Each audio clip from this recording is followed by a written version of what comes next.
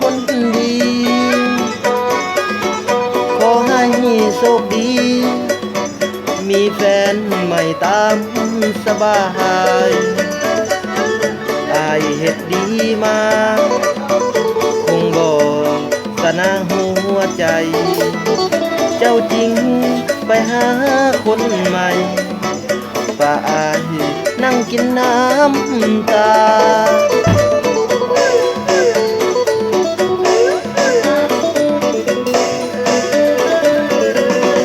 ต่อไปนี้บ่มีไผกีดขวางเจ้าอยากไปหาเขาเชิญไปได้ทุกเวลาก็ต้องหลบลี้คือที่เจ้าเฮ็ดผ่านมาไปตามสบายโลดนามีสุขสากับแฟนคนใหม่ความดีสร้างมาคงบ่มีค่าเท่าก้อยเจ้าจึงได้ลอยปล่อยหักให้เขาจนได้อายหูหลักฐานขอปานฟ้าผ่ากลางใจนึกภาพเจ้าเฮ็ดใส่อายปวดหัวใจแสบในอุลา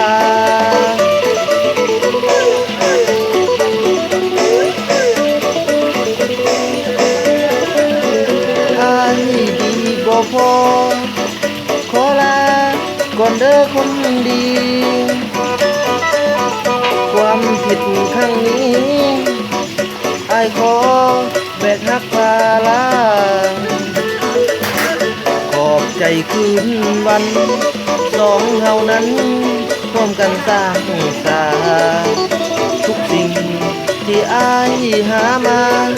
มอบให้เจ้ากับเขาไปเลย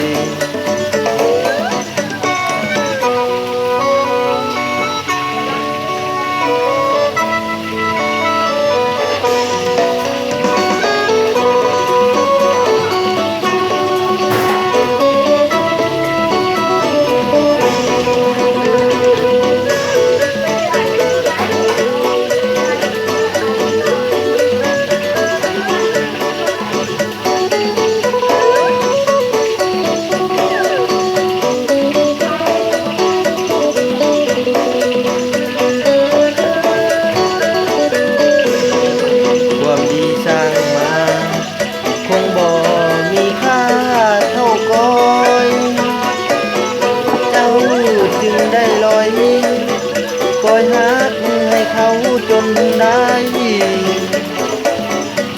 อายหูหลักฐานขอปานฟ้า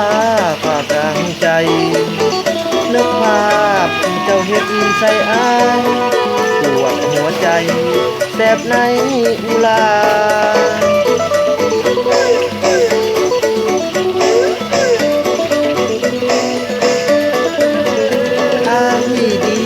พอขอลาก่อนเด้อคนดีความผิดครั้งนี้อ้ายขอแบกหักภาลังขอบใจคืนวันสองเฮานั้นร่วมกันสร้างสาทุกสิ่งที่อ้ายหามามอบให้เจ้ากับเขาไปเลย